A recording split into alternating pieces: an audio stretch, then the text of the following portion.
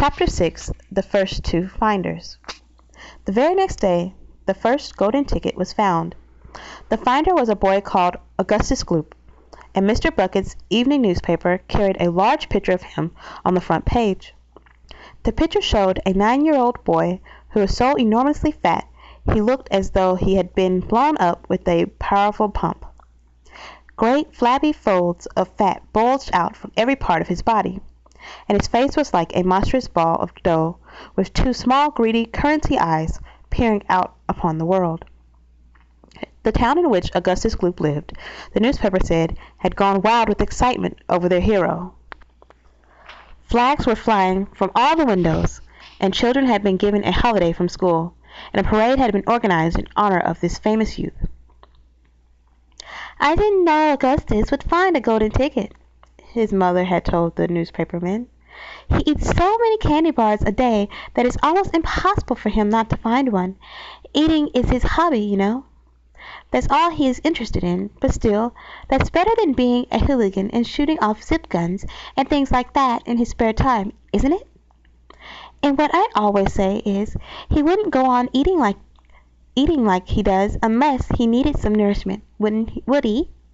It's all vitamins anyway. What a thrill it will be for him to visit Mr. Wonka's marvelous factory. We're just as proud as can be." "What a revolting woman," said Grandma Josephine. "And what a repulsive boy," said Grandma Georgina. "Only 4 golden tickets left," said Grandpa George. "I wonder who will get those."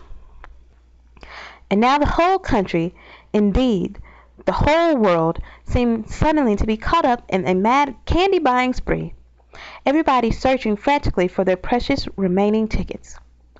Fully grown women were seen going into sweatshops and buying 10 Wonka candy bars at a time, then tearing off the wrappers on the spot and peering eagerly underneath a glint of golden paper. Children were taking hammers and smashing their piggy banks and running out to the shops with handfuls of money. In one city, a famous gangster robbed a bank of $5,000 and spent the whole lot on candy bars that same afternoon. And when the police entered his house to arrest him, they found him sitting on the floor amidst mountains of candy, ripping off the wrappers with the blade of a long dagger.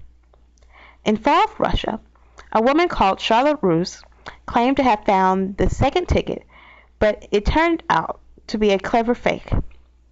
In England, the famous scientist Professor Foulbody invented a machine which would tell you at once, without opening the wrapper of a candy bar, whether or not there was a golden ticket hidden underneath it. The machine had a mechanical arm that shot out with tremendous force and grabbed hold of anything that had the slightest bit of gold inside it. And for a moment, it looked like the answer to everything. But unfortunately, while the professor was showing off his machine to the public at a candy counter of a large department store, the mechanical arm shot out and made a grab for the gold filling in the back tooth of a duchess who was standing nearby. There was an ugly scene, and the machine was smashed by the crowd. Suddenly, on the day before Charlie Bucket's birthday, the newspaper announced that the second golden ticket had been found. The lucky person was a small girl called Veruca Salt, who lived with her rich parents in a great city far away. Once again, Mr. Bucket's evening paper carried a big picture of the finder. She was sitting between her beaming father and her mother in the living room of their house, waving the golden ticket above her head and grinning from ear to ear. Veruca's father, Mr. Salt, had eagerly explained to the newspaper men exactly how the ticket was found. "You see, fellas," he said, "as soon as my little girl told me she simply had to have one of those golden tickets, I went into town and started buying all the Wonka candy bars I could lay my hands on. Thousands of them I must have bought. Hundreds of thousands. And then I had them loaded into a truck and sent directly to my own factory. I'm in the peanut business, you see. I've got about 100 women working for me over at my joint, shelling peanuts for roasting and salting. That's what they do all day long. Those women, they sit there shelling peanuts. So I say to them, oh, girls, I say, from now on, you can stop shelling peanuts and start shelling the wrapping papers of these crazy candy bars instead. And they did. And I had every worker in the place yanking the paper off of those bars and the chocolate full speed ahead from morning till night.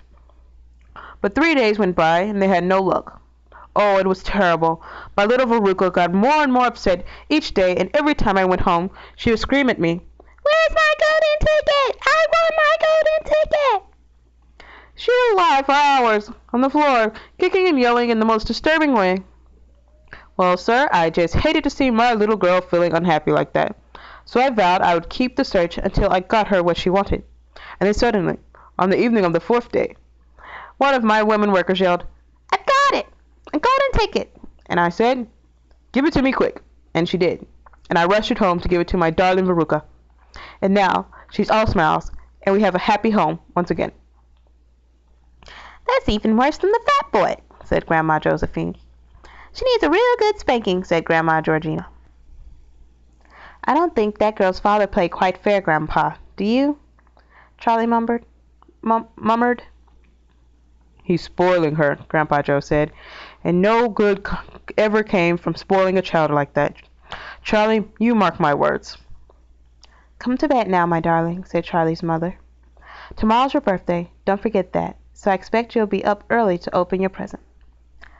A Wonka candy bar, cried Charlie. It's a Wonka candy bar, isn't it? Yes, my love, his mother said. Of course it is. Oh, wouldn't it be wonderful if I could find the 3rd golden ticket inside? Charlie said. Bring it in here when you get it, Grandpa Joe said. Then we will all watch you taking off the wrapper.